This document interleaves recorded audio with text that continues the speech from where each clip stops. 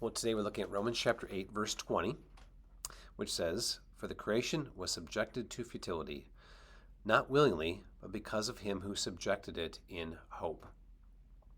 This verse begins the word "for." So we ask ourselves, what is Paul trying to explain here from the previous verse? Verse 19 says that creation has this eager longing for the revealing of the sons of God. So why does it have this eager longing? Well, because something happened to it. Verse 20, it was subjected to futility, not of its own choice, not willingly here, Paul says, but again, emphatic here, but because of him who subjected it. So that same verb is used twice. So who is the one who did this subjecting of creation to futility? Some people think refers to Adam, what he did in disobeying God, bringing the curse on the world. Some people think refers to Satan, but it probably refers to God. And we'll see the reason for that here at the end. So futility. What is futility? Some people think this refers to the book of Ecclesiastes and the cry there that all is vanity, all is meaninglessness. Or perhaps better, it refers to purpose. So the full purpose of creation has not been attained, not been achieved, because God subjected this world to this futility, this frustration. And so there is disharmony and there's conflict in creation, and God has set that in place so that creation would not realize its full purpose.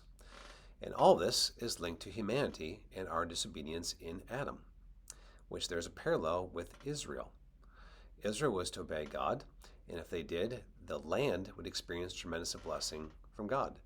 And if they disobeyed God, then there would be curses that would come on the land. But it's interesting here that Paul ends with "in hope" and links this, but because of him who subjected it. So this is why I think this refers to God who did the subjecting creation to futility, and the way that he did this in such a way was to put a seed of hope in that. But because of him who subjected it in hope. There's a comma there, we can kind of read that together. He did this with hope in mind. He never turned creation over to itself, never turned it over to final destruction. Even in the flood at Noah's time, he never did that. So this verse ends in hope. Something is coming.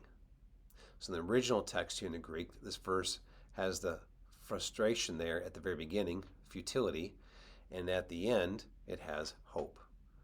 Begins with frustration, futility, but ends in hope. And that's a reminder to us that we live in this creation right now that's not attained its full purpose. There is futility here. It affects our existence, but not completely, because of these last two words, in hope. And this reminds us what Paul said back in Romans chapter 5, verse 5. "And hope does not put us to shame, because God's love has been poured out into our hearts, the Holy Spirit, who has been given to us."